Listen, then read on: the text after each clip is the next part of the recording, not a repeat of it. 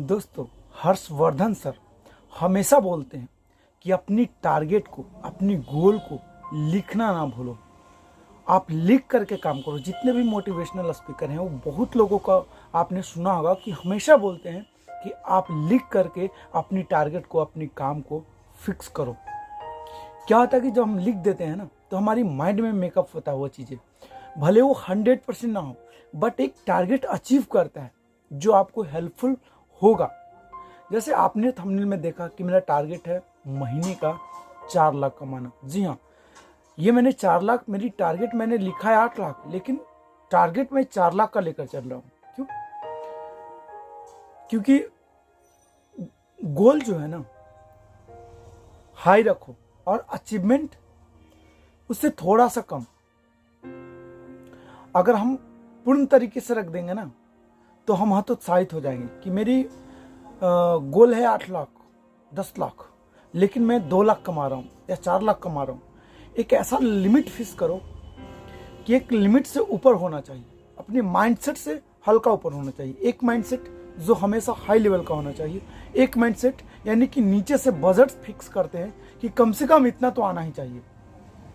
Target कितना है, इतना का, और लेकिन कम से कम इतना आना चाहिए। तो मैंने देखिए हर चीज़, मैंने भी इस टारगेट को लिख करके काम किया। मैंने कई सारे ऐसे टारगेट्स लिए हैं जिसको मैंने लिख करके मैं उसे सक्सेसफुल किया हूँ। और जो मैं आज आपको मैं बता रहा हूँ कि आप भी अपने टारगेट को लिखना ना भूलें। आप भी अपने टारगेट को लिखें और लिख करके उस पर काम करें, फोकस करें। लिखने से क्या होता है ना, चीज़ें याद होती है और उस पर नज़र जाता है। मतलब ऐसी जगह रखें जहाँ पे हमको नज़र जाए, मतलब हर दिन में 1 बार 2 बार 3 बार नज़र जाए उस पर। अगर मैं कहीं चली भी गया हूँ तो शाम में कम से कम, मॉर्निंग और इवनिंग में या सोते समय कम से कम मुझे उस चीज़ों पे फोकस होना चाहिए। मुझे उस टारगेट को अचीव, मतलब याद होना चाहिए। इससे मेरा माइंड जो है ना पॉजिटिव होती है। मैंने आज तक जितने भी अचीवमेंट लिया है ना,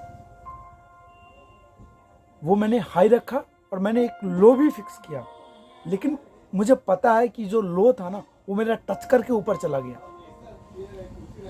तो इसीलिए आप भी अपना अचीवमेंट टारगेट इस तरीके से बनाएं ताकि आपका भी टारगेट फिक्स हो और सक्सेसफुल हो। हाँ, सदगुरु ने सही कहते हैं कि पैसे कमाना ये छोटी सी उंगली के कमाल है। क्यों?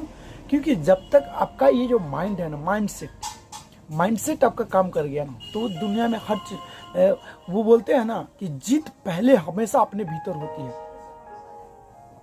जितना पहले खुद के भीतर पड़ता है, तब बाहर में जीत मिलता है भाई। पहले खुद से अंदर जीतो, कॉन्फिडेंस को क्लियर करो, 100% करो, 200% करो, 300% करो, 400% करो, 1000% करो। पहले अपने भीतर, बाहर सक्सेस है भाई।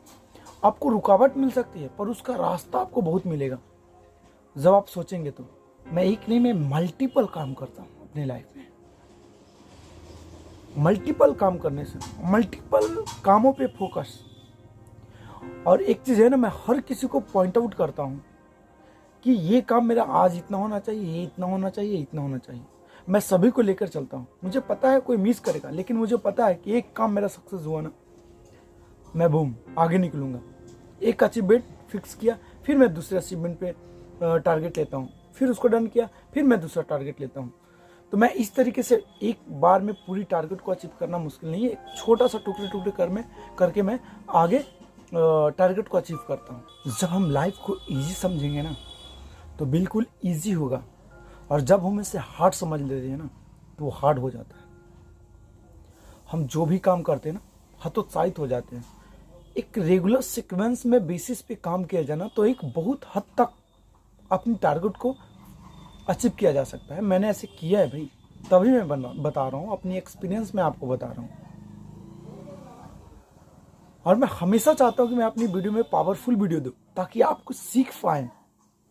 अगर हमसे कुछ पूछना है तो आप कमेंट्स में पूछ सकते हो, मैं उसका रिप्लाई दे सकता हूँ। या अगर आप चाहते हैं कि इस पे वीडियो बनाइए, तो मैं उस पे मैं वीडियो बना करके मैं आपको दे सकता हूँ।